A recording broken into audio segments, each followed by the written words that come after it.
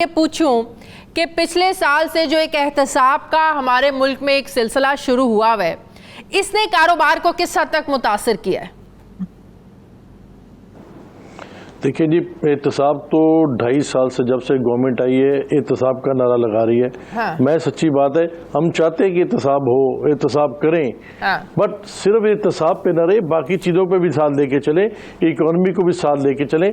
मैं गवर्नमेंट के खिलाफ नहीं, लेकिन मैं समझता हूँ कि गवर्नमेंट को अब ये नारा ख़त्म कर देना चाहिए।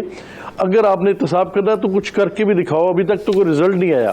हाँ। और अगर आपने रिजल्ट नहीं ओरिएंटेड नहीं करना एहतसाब, तो फिर एहतसाब का नारा ख़त्म कर देना चाहिए और फिर हमें दूसरी तरफ सिमत में चलना चाहिए, ताकि हम अपनी डायरेक्शन को चेंज करके कुछ देखिए एक्स्ट्रा ऑर्डिनरी कंडीशन में एक्स्ट्रा ऑर्डिनरी डिसीजन लेने पड़ने हैं। हमें उसके ऊपर फोकस करना पड़ेगा। हमें अपनी इकोनॉमी को बेहतर करना है।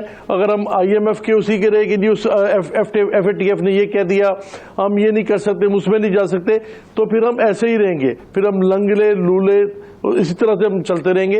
हमें तो अपने बोल्ड डिसीजन जैसे आबिद साहब ने कहा है, हमें लेने चाहिए और इसके ऊपर हमें अब अमल दरामद भी करना चाहिए। देखिए, हमने विद होल्डिंग टैक्स रखा है 4.5%।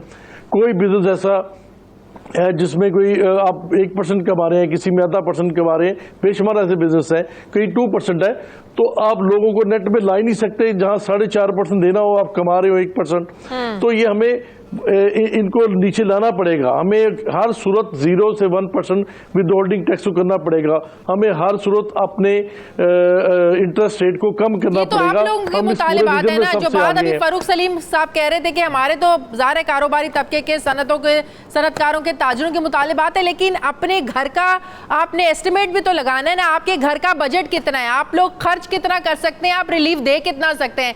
ये तो नहीं है कि आपके बिल्कुल फारूक सलीम साहब ने बिल्कुल सही बात की कि अगर आपकी जो इनकम है वो 5 लाख है, खर्चा आपका 8 लाख है, तो आप दूसरे की मदद तो नहीं कर सकते, किसी घर से बाहर तो किसी को रिलीफ नहीं दे सकते। तो मसला ये कि घर की इकोनॉमी भी तो वो भी देखना है, तो फिर ही किसी को रिलीफ मिल सकता है ना। एग्जैक्टली, मैं आपकी बात बिल्कुल इस पे मैं मुत्तफिक हूँ। देखिए, ये जो कोविड-19 चल रहा है, अभी तो इसका पीक आना है पाकिस्तान में। अभी तो जुलाई और अगस्त में कहते हैं पीक आना है, और आप ये कैसे कहते हैं कि ये अब जब पीक के बाद ये रिवर्स भी करेगा तो it will take 3 to 4 month. मेरे ख्याल में दिसंबर तक तो कोई चांसेस नहीं है कि आपके कोई चीज़ें बेहतर हो सके इसमें कोरोना में। तो हमें देखिए, अब 3 चीज़ें हमें करनी पड़नी है। एक, हमें लाइफस्टाइल अपना चेंज करना पड़ना है।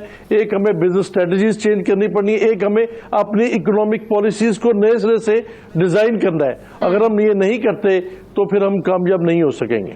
सही।